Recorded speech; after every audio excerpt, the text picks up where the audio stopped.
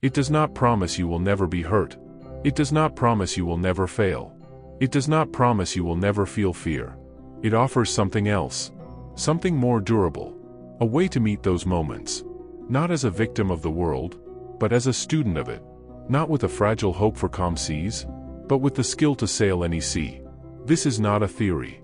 It is a forge. You are the material. You are the fire. You are the hammer and the anvil. We are going to build a mind that does not break. Every human life encounters the same core elements. Pain, loss, frustration, unfairness, the relentless passage of time. The world is indifferent to our desires. Most philosophies try to shield us. They build a shelter and tell us to stay inside. They offer distraction, denial, fantasies of control. This philosophy takes the opposite approach. It walks you out of the shelter. It has you stand in the weather. Not to suffer, but to make a discovery. You are not made of paper. You are not made of glass. You can withstand the wind and rain. More than withstand, you can learn from them. You can use them to find your own true substance. This is the core. It is not beliefs to agree with. It is disciplines to practice. A reorientation from what happens to you, to what happens within you. Part 1, the lens, seeing the world as it is. The first discipline is sight. We see through the stained glass of our fears and hopes. We must clean the lens. This means separating the event from the story. The event is neutral. The train is delayed. The letter contained rejection. The story is what we paint. This ruins everything. I am a failure. The practice is to catch the story as it forms. To press pause. To look at the bare event and ask, what are the facts? This is the first act of freedom. You take back the brush from your frantic imagination. From this comes the fundamental split, what is up to me, and what is not. What is not up to me is nearly everything. The past, the future, the actions of others, the body, reputation, the weather of the world. What is up to me is the smallest, most powerful territory, my judgment, my choice, my values, my effort. All turmoil is a war fought on the wrong battlefield. Peace is the decision to control your own footing. Part 2, the posture, carrying yourself through the world. With clear sight comes a new posture, an inner bearing. This is the practice of ascent. You grant agreement only to what is true. You do not agree with every fear. You examine it.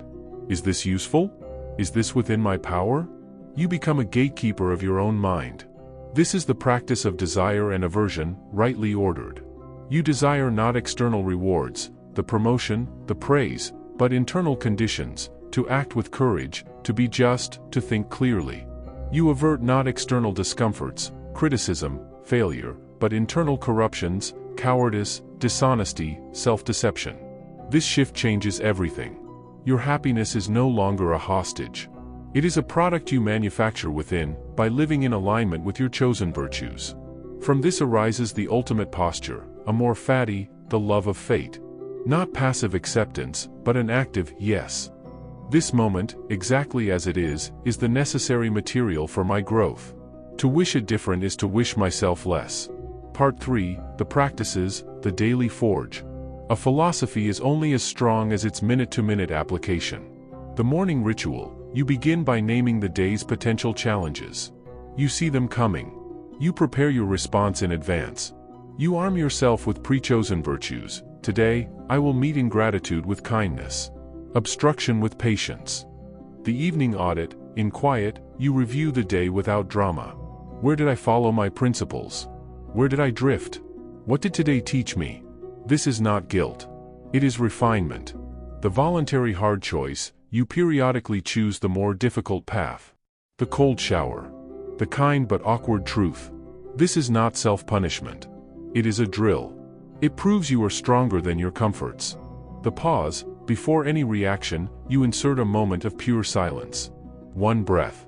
In that space, you reclaim your sovereignty. You move from reaction to response.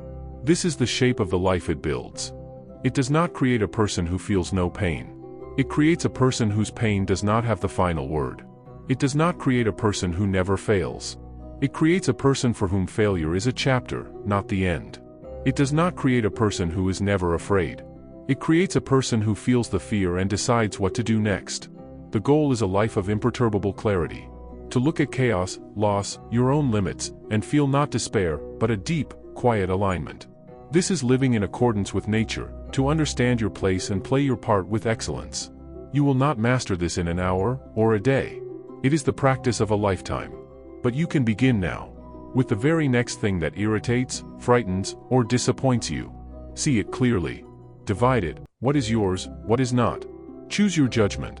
Take your action. Then, let the rest go. This is the forge. The fire is the friction of life. The hammer is your will. The anvil is your reason. Begin the work.